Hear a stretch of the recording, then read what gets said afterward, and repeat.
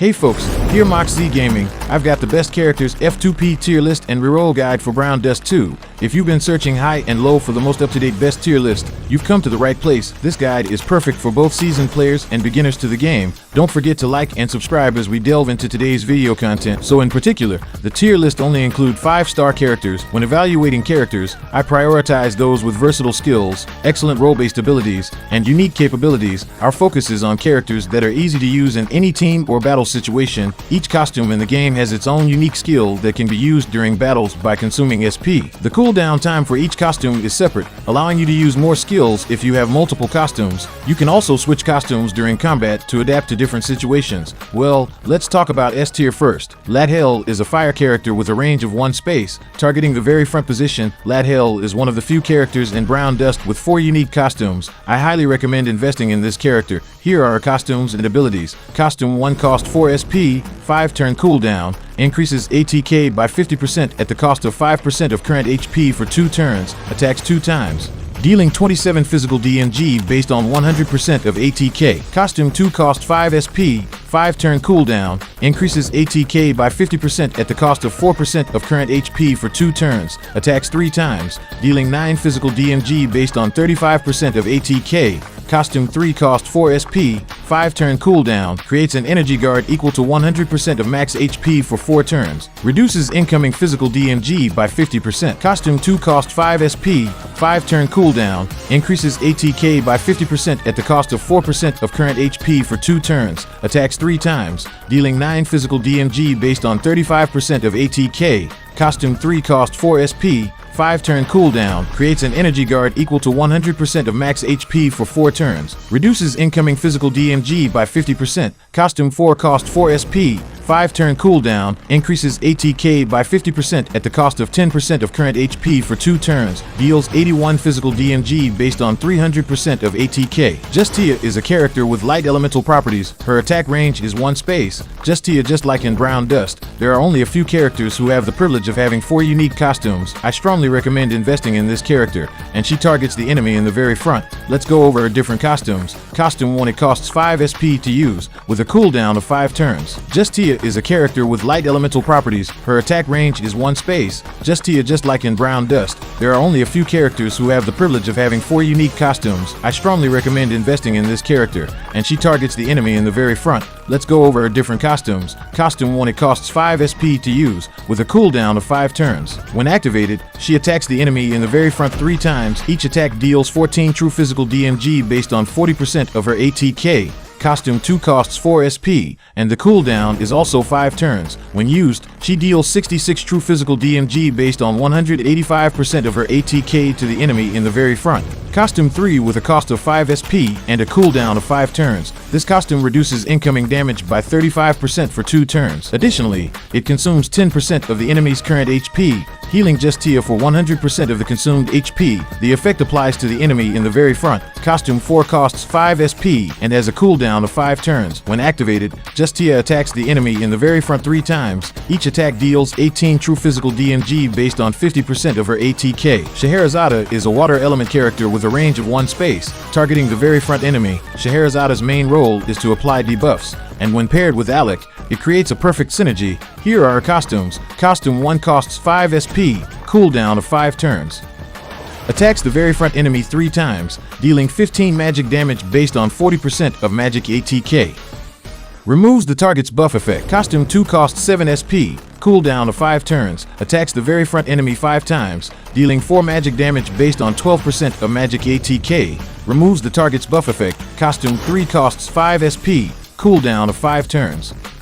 Attacks the very front enemy 3 times, dealing 17 magic damage based on 45% of magic ATK. Removes the target's buff effect. Cannot use skill for 2 turns. Celia is a darkness element character with a range of 1 space, and she targets enemies indiscriminately. I highly recommend new players in the early stages to prioritize training this character. Not only can they perform 7 consecutive attacks on enemies, but they can also reduce the enemy's attack power, providing a debuff effect that indirectly enhances our unit's shield defense capabilities. Let's explore her different costumes and their abilities. Costume 1 costs 6 SP, 5-turn cooldown, Celia unleashes a barrage of attacks, striking the enemy 7 times. Each attack inflicts 3 magic DMG based on 12% of her magic ATK. Additionally, it reduces the enemy's ATK by 35% for 4 turns. Costume 2 costs 6 SP, 5-turn cooldown. Celia executes a swift assault, launching 5 attacks. Each strike deals 5 magic DMG based on 20% OF or magic ATK. Moreover, it reduces enemies' magic ATK by 35% for 4 turns. Alec is a fire element character with a range of 1 space, targeting the very front enemy.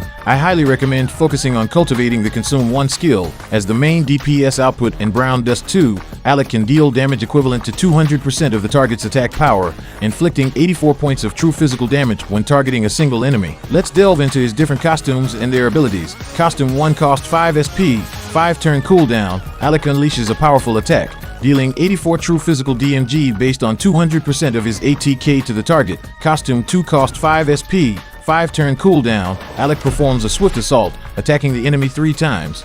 Each attack inflicts 21 true physical DMG based on 50% of his ATK. Therese is a water element character with a range of 1 space, targeting the very front position. I highly recommend this character, especially for novice players. Therese's biggest highlight is that her skill only costs 3 SP to activate, and she even gains 3 SP.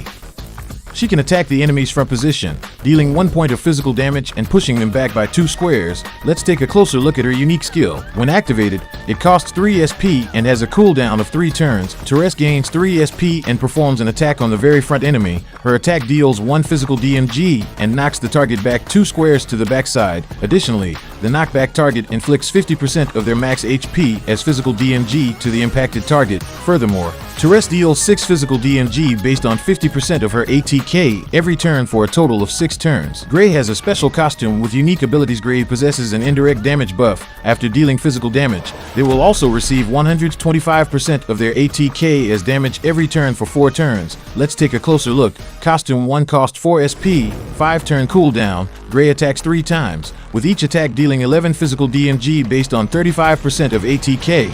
Additionally, the target takes physical DMG based on 125% of their ATK every turn for 4 turns. Costume 2 costs 6 SP, 5-turn cooldown. Gray performs 5 attacks, dealing 6 physical DMG based on 18% of ATK with each hit. Moreover, the target suffers physical DMG based on 125% of their magic ATK every turn for 4 turns. Sylvia is a water element character with a range of 1 space, targeting the very front enemy. I highly recommend this character. Whenever Sylvia is attacked, she counters the target, dealing 150% of her ATK as physical damage. Additionally, it indirectly boosts her defense. Her unique skill, the Sword Fortress, works as follows. When used, it consumes 5 SP and has a cooldown of 5 turns. If Sylvia is attacked within the next 4 turns, she counters the attacker, dealing 54 physical DMG based on 150% of her ATK. Furthermore, for the same duration, Sylvia reduces incoming damage by 50%. Anastasia is a fire element character with a range of 1 space,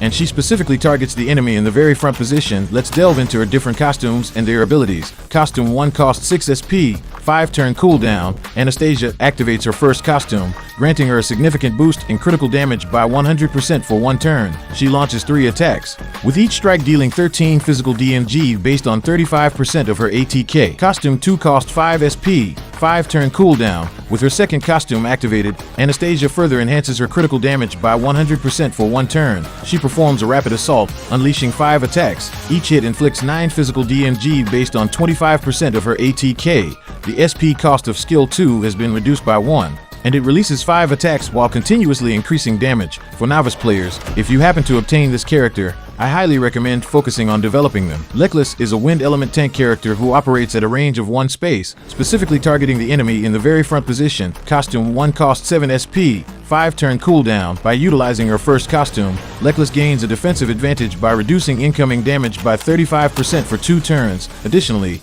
enemies will direct their attacks towards her for the next 2 turns, effectively drawing their attention. It's somewhat similar to a taunt skill, but it requires Lekles to have high HP and defense.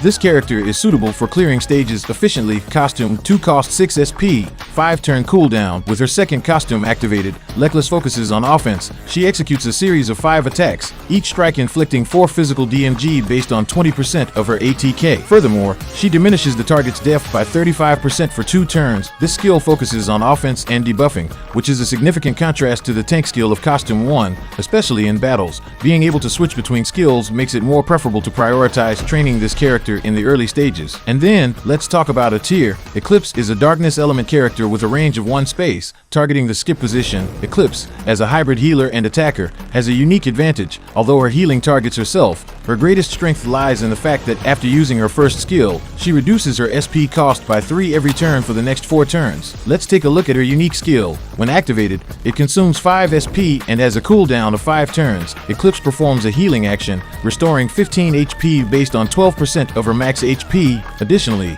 she attacks 3 times, with each attack dealing 15 magic DMG based on 50% of her magic ATK. However, be aware that her skill decreases by 3 SP every turn for a total of 4 turns. Elise, elemental properties fire. Attack range is 1 space, attack target is skip. When using this skill, Elise focuses on ATK and debuffs, prioritizing damage and weakening the enemy. Costume 1 used 6 SP, cool time 5 turn, attack 3 times. Each attack deals 9 physical DMG based off of the 35% of ATK.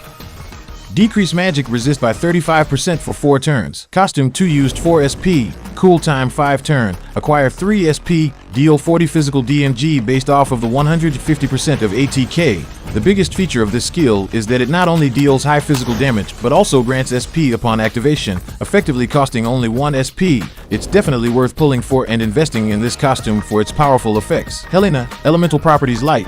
Range is all, attack target is very front. Unique skill, use 3 SP. Cool time 5 turn, decrease incoming DMG by 20% for 4 turns. Acquire 4 SP. It's somewhat similar to trading your own HP for SP, which may not be ideal for beginner players in the early stages.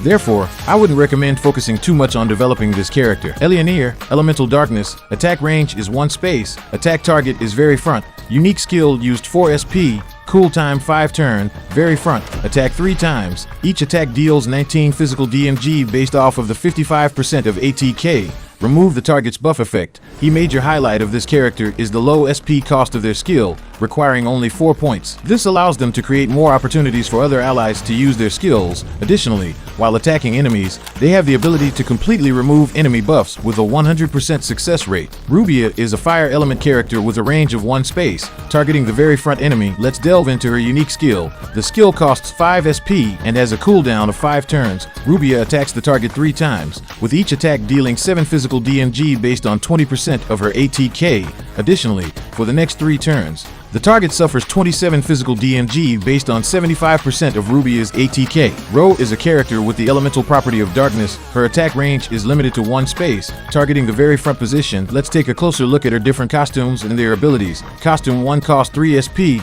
3 turn cooldown. Ro has a 75% chance to evade the enemy's attack for 2 turns. However, the chance of evasion decreases by 5% after each successful evasion. Additionally, she deals 1 physical DMG and knocks back the target 3 squares to the backside. The knockback target then deals physical DMG equal to 100% of their max HP to the impacted target. Lastly, Ro deals 15 physical DMG based on 50% of her ATK every turn for 6 turns. Costume 2 costs 6 SP, 5 turn cooldown. Similarly, Ro has a 75% chance to evade the enemy's attack for 2 turns, with the evasion chance decreasing by 5% after each successful evasion. In addition to evasion, she attacks 5 times, with each attack dealing physical DMG equal to 5% of the target's max HP. Finally, B tier. Olstein is a wind element character with a range of 1 space. His target is skip, which means he can attack any enemy position. Let's take a look at his unique skill. The skill costs 5 SP and has a cooldown of 5 turns. Whenever Olstein attacks a target, he gains 1 SP. However, he also loses 1 SP for each target he attacks. In addition, his attack deals 2 magic DMG based on 10% of his magic ATK. After using this skill, Olstein cannot use it again for 4 turns. Seer, elemental properties darkness, range is 1 space, target is very front. Unique skill used 5 SP, cool time 5 turn, Heal HP by 35 based off of the 15% of max HP when you get attacked for 4 turns. Decrease incoming DMG by 35% for 4 turns. And then, let's talk about Reroll Guide. You could reroll again if you have get the character you wanna. Follow my perform, launch Browndust2 on your device and log in as guest. After that, complete the tutorial part. You can enjoy the integrated draw banner and reroll for your desired character until you're satisfied. Additionally, during the game, you can obtain the 5-star characters, Lathel and Justia for free. By logging in consecutively for 7 days, you can receive the highest grade contract and obtain a 5-star character. After that, in this summon, there are 5 banners available. Unfortunately,